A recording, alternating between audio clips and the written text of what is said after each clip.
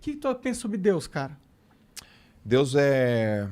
Eu acredito em Deus, não tenho formação religiosa, né? Eu nem tô mais na onda de acreditar, eu sinto. Então, eu vivo, eu respiro, eu transpiro, eu converso. Mas o Mário Sérgio Cortella tem uma frase muito, muito bacana, assim, ó. Quando você fala com Deus é teologia, quando ele responde é psiquiatria. Mas eu converso com Deus todos os dias e acredito, sigo, me inspiro. Eu vim de Santos, cara, e uma vez eu tava correndo, porque foi assim, eu sempre acreditei em Deus, meu pai morreu, eu parei de acreditar em Deus. Fiquei de mal de Deus, assim, 2 anos, porra, porque... Injustiça. Injustiça. Minha mãe, quando meu pai morreu, Deus quis levar ele nessa hora. Não, mãe, não foi Deus, foi meu pai, tá? Bebia, fumava, hipertenso, diabético, um monte de coisa. Mas hoje eu tava correndo na praia, 5 da manhã, assim, e aí casou um monte de coisa, assim, a luz, o som do mar, a água gelada, o universo. Aí eu falei, eu acredito nessa parada aqui. Tem alguma inteligência que o meu campo cognitivo não é capaz de entender, ela é superior e eu faço parte dela, e é Deus. Pra mim, Deus é isso, é energia. Eu gosto muito dessa análise tua, cara. Pra mim, eu penso meio que da mesma forma, entendeu? A questão de Deus não é uma questão de... existe alguém que sabe a forma com que eu devo ser na vida. Tipo, regras pra eu me agir. Claro que existem ensinamentos religiosos e tal que são interessantes. Mas o Deus, pra mim, é muito mais uma questão filosófica de entender ou de acreditar que o que a gente vive hoje não é um fim. É um meio da coisa, entendeu? E eu acho que pra mim, pelo menos, ter essa crença que eu vivo o meio agora é muito importante. Isso não significa achar que, foda-se, eu tenho uma vida e tenho outra e foda-se. Não dá importância pra essa vida, entendeu? Significa que é acreditar que a realidade é muito mais que algo finito, momentâneo, de 100 anos no máximo. Eu me recuso e eu não gosto de acreditar que tudo que há para nós, para nossa consciência, é o que existe, que a gente sabe que é. Entendeu? Mas você tem uma concepção reencarnacionista. Não necessariamente. Eu não sei se a gente reencarna. Eu só acredito muito fortemente que a nossa consciência... ela tem um propósito maior do que só ajudar a construir esta realidade, entendeu? Porque eu acredito que essa realidade, se você for parar para pensar com o que pode ser real, tanto de energia, matéria negra, matéria escura, não sei o quê, a nossa realidade é tão pequena a parte do todo que eu me recuso de achar que a nossa consciência não está ligada ao resto do todo, só está ligada a essa pequena parte que a gente percebe enquanto está vivo, entendeu? Eu também não sou religioso, também acredito em Deus, mas não tenho uma religião específica. Mas pensando em termos, talvez lógicos, né? Embora a gente vá dar uma viajada boa aqui, eu tendo a acreditar que a gente deva voltar de alguma forma. Porque pensa, né? Tem muita gente que tem concepções de, você vive uma vida, viveu bem paraíso, viveu mal inferno, e é basicamente isso. Isso é quase condenar uma criança que se comportou mal no recreio à prisão perpétua. Sim, é exatamente isso. Em termos temporais. Sim. Então, como a vida não é nada mais do que uma breve pausa na antessala da morte, né, eu acho que a questão é cíclica. E aí, quando chegamos nesse tema de metaverso, eu dei uma viajada boa nisso. Porque, recentemente, eu li um livro chamado Vidas Paralelas, ou Vidas Comparadas, de um cara chamado Plutarco, que era um historiador grego, que viveu em tempos romanos, né, porque Roma dominou a Grécia, mas os gregos dominaram culturalmente os romanos. E ele sempre escrevia obras nessa coleção, onde ele comparava um grande grego e um grande romano. E eu li a obra onde ele compara Alexandre o Grande e Júlio César.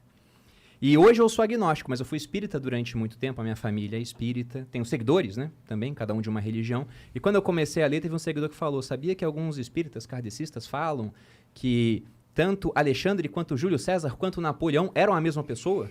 Eu comecei a ver, caramba, as similaridades, né? Os caras quiseram dominar o mundo conhecido, todos tiveram glória no Egito. Napoleão foi para o Egito, fazer o quê? Nada. Ele foi para lá porque a glória estava no Oriente. Napoleão dominou a França, não era francês, era da Córcega. Júlio César, romano, dominou a Gália, que era a região da França, foi para o Egito da mesma forma. Então, havia uma série de similaridades, e correlação não é causalidade, Mas eu comecei a pensar, cara, é quase como um jogador de videogame que tem um personagem, o personagem morre, ele pega outro e faz exatamente o mesmo jogo. Igual você falou pra gente. O que você faria? Eu faria coisas parecidas, né? Antes das diferentes. Então, pode ser que isso aqui seja só uma realidade entre infinitas que existem, e quando você morre aqui, você volta para uma outra, até pegar um novo avatar e voltar. Isso é uma concepção até hindu. Religiões têm isso. Platão tinha essa ideia de mundos diferentes, um mundo sensível e um mundo inteligível, entendeu? Então... Pra mim isso faz todo sentido. Por isso que eu perguntei se Deus é o programador. Por que Deus ia criar uma realidade tão injusta e cruel no ponto de, consciência, ó o que existe, ó as possibilidades. Você não vai viver todas as possibilidades do que você compreende que existe. Mas você entende que existem milhares de possibilidades possíveis de consciência que você não vai ter a capacidade de explorar. Por que Deus cria uma realidade tão injusta? Onde você conhece um potencial infinito, mas tem uma limitação infinita. Porque eu não acredito que Deus ia criar uma realidade tão cruel, entendeu? Por quê? Ele não tem essa limitação de recurso como o humano pensa, que tem recurso limitado. Deus é Deus. Deus ele pode criar uma consciência que é infinita. Por que ele escolheria... dentro de todas as realidades possíveis, a mais filha da puta de todas? Mas não quer dizer que ele escolheu a mais filha da puta. Essa pode ser uma de infinitas que existem. Mas é que o universo escolhe... Entendi. Mas é que ao mesmo tempo... E existe também a possibilidade dele não existir, né? Também. Mas tem um ponto, ó. Já viram Matrix, né? O filme? Claro. No Matrix, inclusive o Neo no Matrix trabalha na Metacorp. Né? É um ponto interessante. No Matrix tem uma hora que ele vai começando a descobrir como é que funcionava e falam pra ele que havia uma realidade que era perfeita. Mas as pessoas não aceitavam aquilo, simplesmente. Então, talvez o homem precise de um pouco, né? Não digo muito, mas alguma coisa de adversidade. Só que se isso é só um jogo, que tipo de jogo é legal? O jogo onde você tem recurso infinito ou o jogo onde você tem que dar duro para evoluir seu personagem? É difícil. Sim. Pois é, então dá para viajar o dia todo. Mas eu queria terminar essa parte aqui com um argumento do Elon Musk. O Elon Musk ele sempre fala, devemos viver em uma simulação. E eu li um livro que tinha um prefácio, uma parte escrita por ele, o Bill Gates recomendava, chamado Superinteligência, que eu peguei o macete do livro aí com o Joel, né? Vi o Joel lendo, eu falei, miserável, vai desenvolver uma superinteligência, eu vou fazer a mesma coisa. Aí peguei o livro, só que o livro é escrito por um filósofo sueco chamado Nick Bostrom, e ele começa a ter ideias em cima da seguinte concepção, que você falou aqui no episódio. Uma hora você vai ter algoritmos mega inteligentes desenvolvendo outros algoritmos melhor do que o melhor humano. Ele falava que nessa hora nós chegaríamos numa singularidade, uma inteligência suprema, absoluta. A gente estaria criando, através de um programa... Um Deus. Um Deus. E talvez esse Deus olhasse pra gente e não visse tanta utilidade assim no ser humano. Então ele falava, como se proteger desse poder supremo? Aí o que ele dizia, uma das vertentes, coloque essa inteligência suprema dentro de um mundo à parte. E como ele é muito inteligente, cubra com outras camadas de realidade até que ela nunca consiga chegar na nossa realidade. Aí ele chega na hipótese da simulação e diz o seguinte, mas se já existiu uma única sociedade no universo, pode ter tido muito mais, que chegaram a esse ponto tecnológico de poder fazer isso. E aí você tem a criação de infinitas realidades e nós vivemos em uma apenas. Qual é a chance de que a nossa realidade seja realidade de fato e não uma simulação de uma outra realidade? A chance é de 1 dividido por um número que é infinito, não para de crescer. Então, a chance que isso aqui seja o plano real e único, nessa hipótese, é 0. Tende a 0. Entendeu? É bem pequeno. É, ridiculamente pequeno. Eu tendo a concordar com essa visão. O que vocês acham? Passa a maconha pro Thiago e ele vai dar o opinião. Caralho, a cara do primo tá... primo já tá no Japão, já. A minha visão é muito diferente da do Thiago quanto a isso. O Thiago, ele parece ser bem realista, talvez. Bem cético? É. Um cara sem crenças, assim. Sim, cara. Eu sinto que você... Eu sinto que... Eu vejo nos seus olhos que você tem uma dúvida forte sobre a vida nesse sentido. E que isso te corrói por dentro de certa forma. Caralho, o cara agora é psicólogo. Fala mais. Mãe de Ná. Mas isso manda profecia, isso é meio que uma obviedade, na real. Porque essa questão do porquê nós estamos vivos e para onde nós vamos, se vamos para algum lugar, é algo que corrói a alma de qualquer pessoa que tenta pensar sobre por que ela está viva ou sobre o que está acontecendo, entendeu? E como você é um cara que criou muitas coisas e soube se movimentar em muitas áreas, eu acredito que você é um cara que pensa sobre a vida.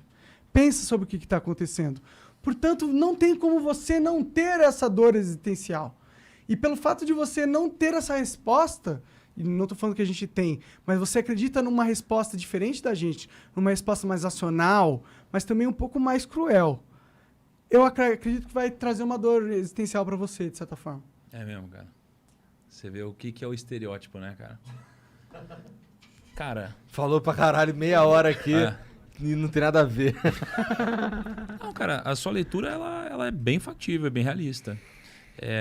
Mas a parada sobre Deus comigo é o seguinte. Cara, já aconteceu algum milagre na sua vida? Já. Já? Vários. Milagre. Vários. O que você chama de milagre, só pra definir? Milagre é uma coisa que, tipo... Tinha que estar os astros alinhados de uma forma perfeita para que desse certo e deu certo. Cara, quando você é uma pessoa cética, como eu sou, é muito difícil você acreditar em alguma coisa sem você enxergar ou sem você sentir, né? Pessoas céticas como eu precisam enxergar alguma coisa que quebre um padrão matemático, um padrão racional, para que de alguma forma isso entre na sua mente, né? Na Bíblia tem uma passagem, na verdade algumas passagens, onde Jesus ele estava andando, não acreditavam nele, ele foi lá, fez um milagre, ele falou, caraca, meu Deus, e agora passou a crer. Um monte de gente assim. E comigo, cara, é o seguinte, comigo aconteceu um milagre também. Entendeu? Comigo aconteceu um milagre também. E quando aconteceu um milagre na minha vida, ficou indiscutível a existência dele. Do milagre Indiscutível. Não, de Deus? a existência de Deus. Indiscutível. E imediatamente, isso me trouxe duas coisas. A certeza da existência de Deus e o que eu vim fazer, mano. Imediatamente. E isso não aconteceu há muito tempo. Foi recente. Foi uma busca que começou há 2 anos. Mas a minha chave só virou agora em relação à minha vida. Porque, veja só, cara. Com o limite do que a humildade me permite, né, trazer aqui, eu sou uma pessoa com magnetismo. Então, poxa, já fiz live, 150 mil pessoas, sabe? Já enchi Tem uma estádio. audiência enorme no YouTube. Uma audiência enorme, já enchi estádio, já enchi um monte de coisa e tudo mais. Fala com 15 milhões de pessoas, é indiscutível que existe um magnetismo. Então, as pessoas que me conhecem hoje, elas olham pra mim e elas pensam, caraca, porra, algumas pessoas acham que eu sou um merda, e tem gente que olha e fala, nossa, o Thiago, ele é um cara incrível. Olha quantas pessoas ele se comunica, né? Mas o ponto é que as pessoas não sabem quem eu era antes, mano.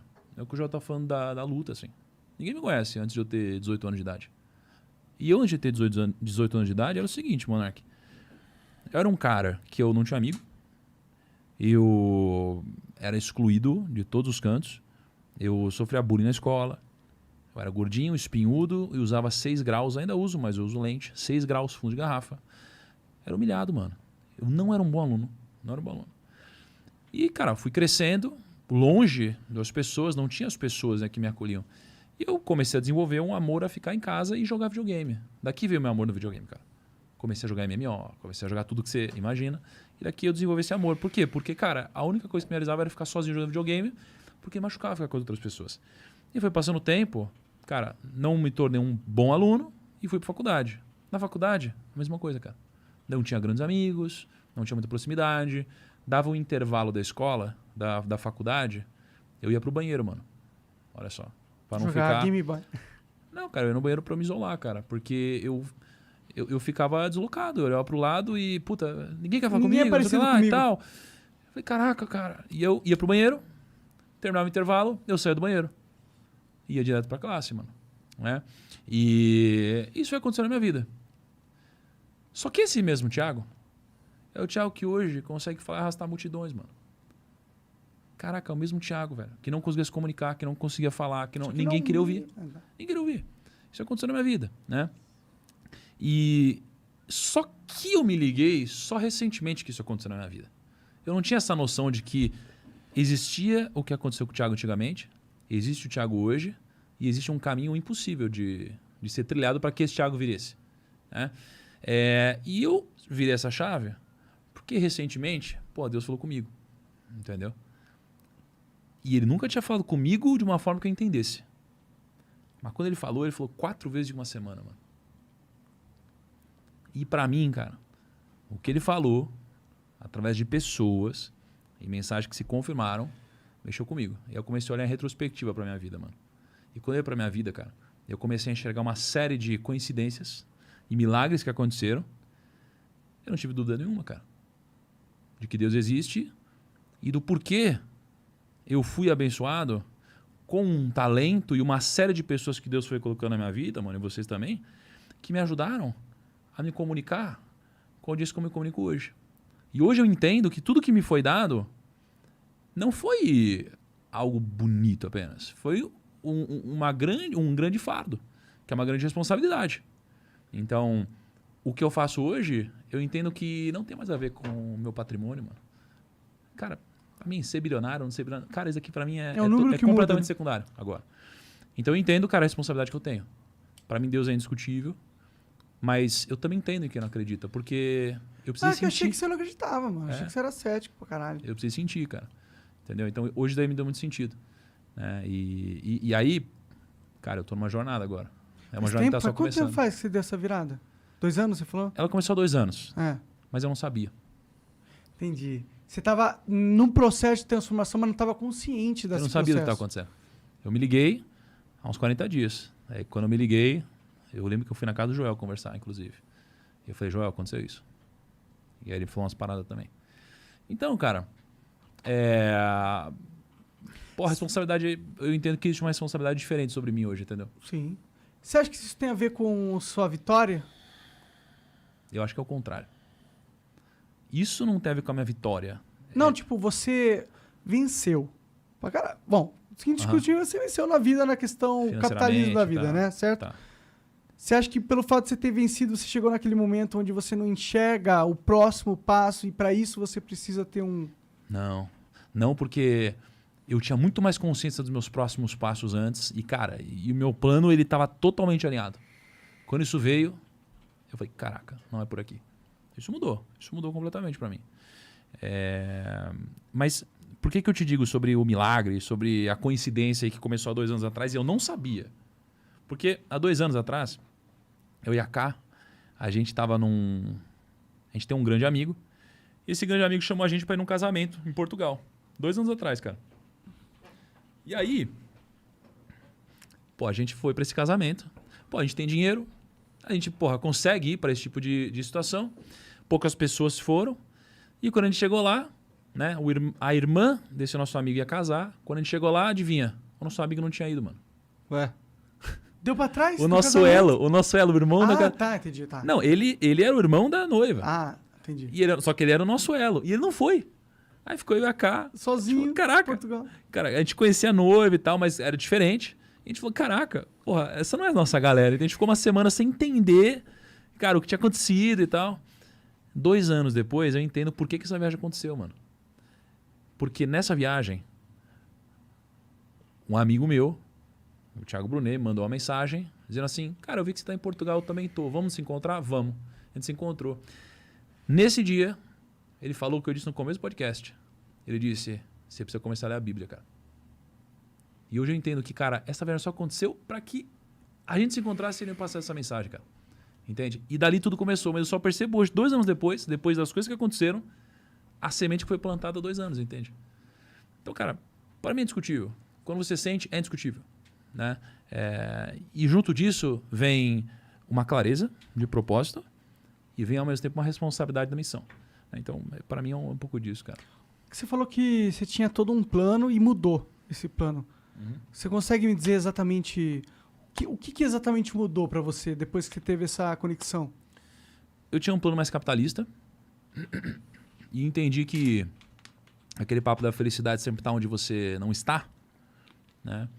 Eu entendi que a felicidade está onde eu estou e que meu plano não era mais um plano apenas capitalista. Eu entendi que o plano capitalista era importante para que eu conseguisse trazer pessoas que admiravam também meu sucesso, né?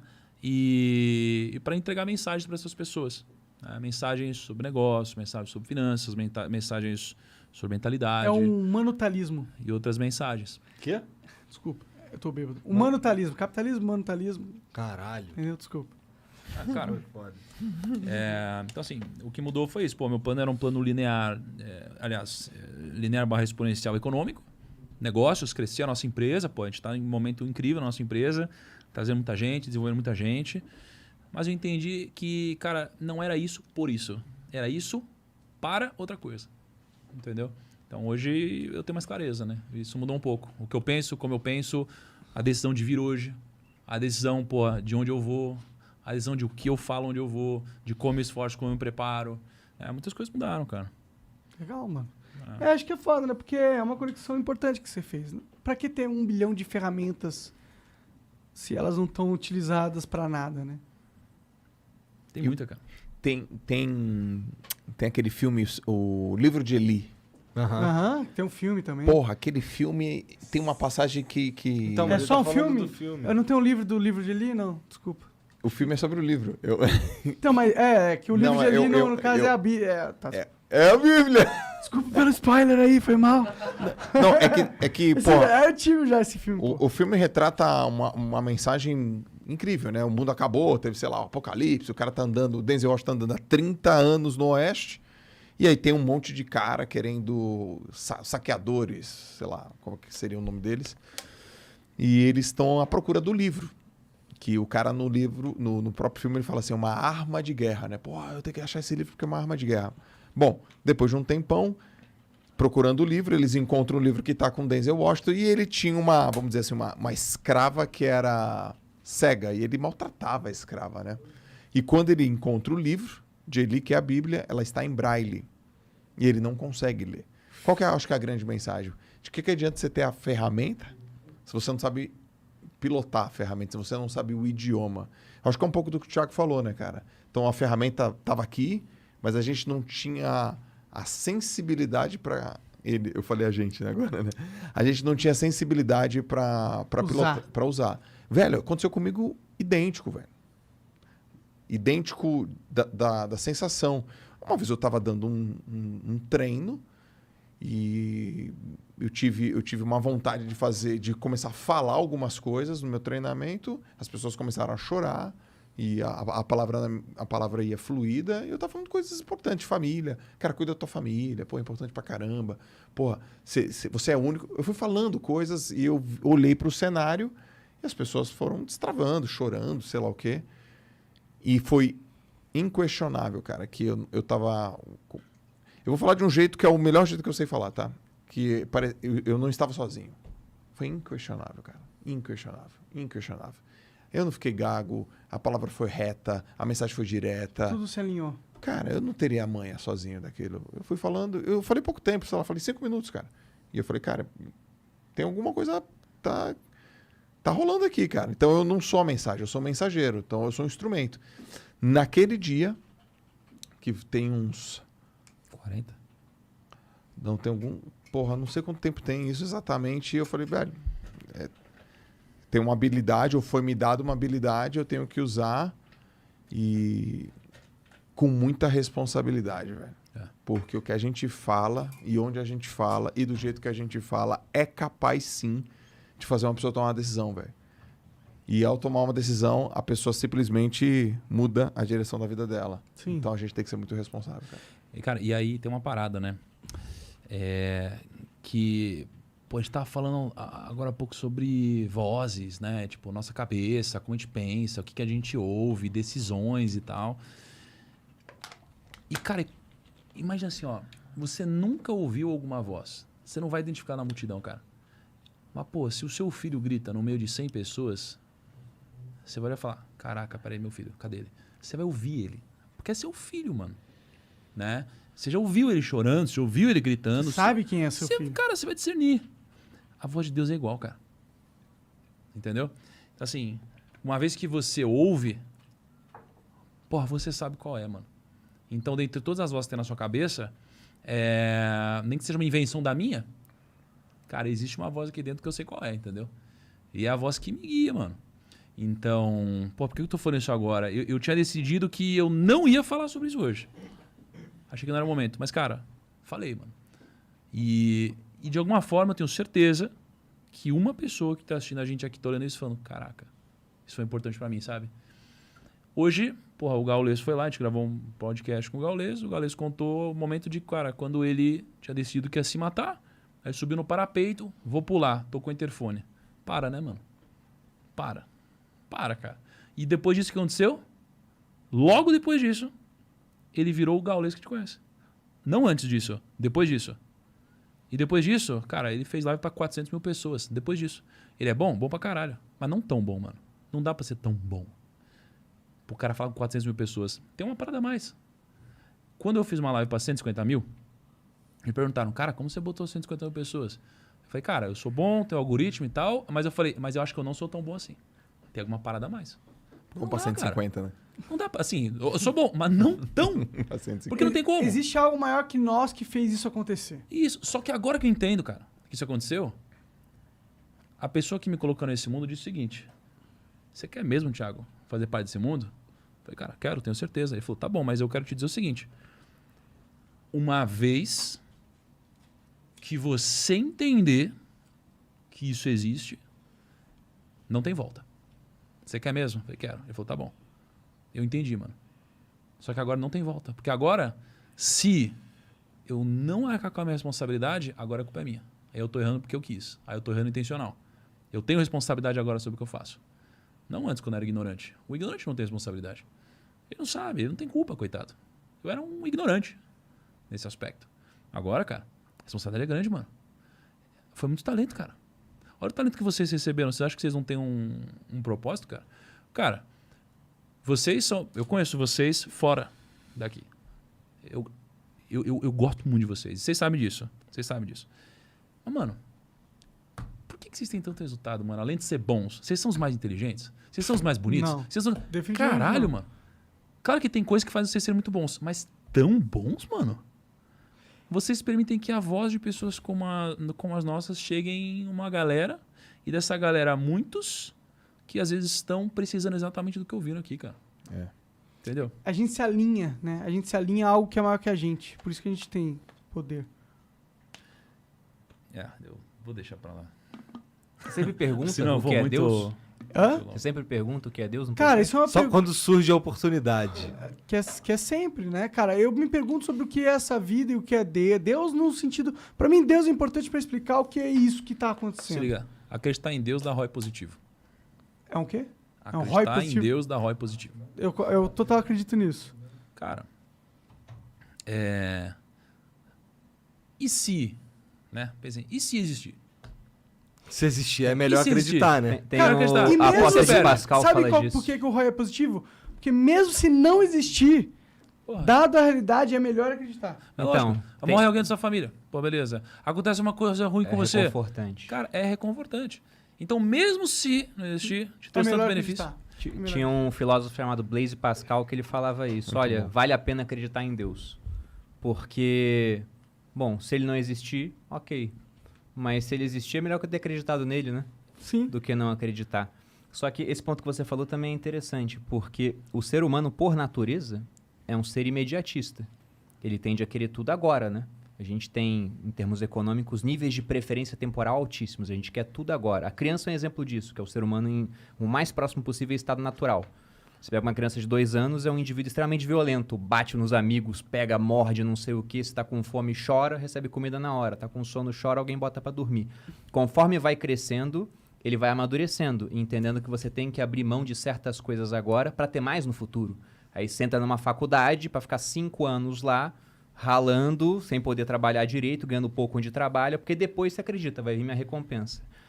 Qual é o nível de preferência temporal do cara que acredita que essa vida que ele vai ralar, porque a recompensa é na próxima, né? Entendeu? É o nível máximo em termos de maturidade, pensando nesse sentido. Sim. O cara tende a se dedicar bastante a essa vida pensando, não, a recompensa não tá aqui nesse plano, tá num próximo.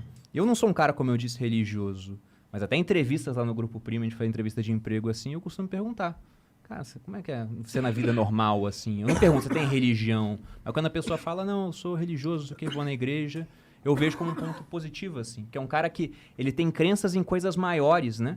Porque, por exemplo, eu acredito na lei aqui no Brasil, a lei muda o tempo todo. Até 1888, tava lá na lei, a escravidão era legal, né? É. Porque era legal, era moral, Não. Não. Agora, se o cara tem princípios maiores, que ele acredita que são coisas Eternos. até eternos, que transcendem o tempo, Sim. olha só como é que esse cara está sendo bem guiado. Independente da religião que ele tenha, né? Podem mudar alguns princípios, tudo, mas aqui Religião no Brasil, por exemplo... É um criador de princípios no homem, né? Exatamente. O que importa são os princípios. Exatamente. Poucos e bons princípios. Poucos e bons. Porque toda regra inteligente é curta, né? Exatamente.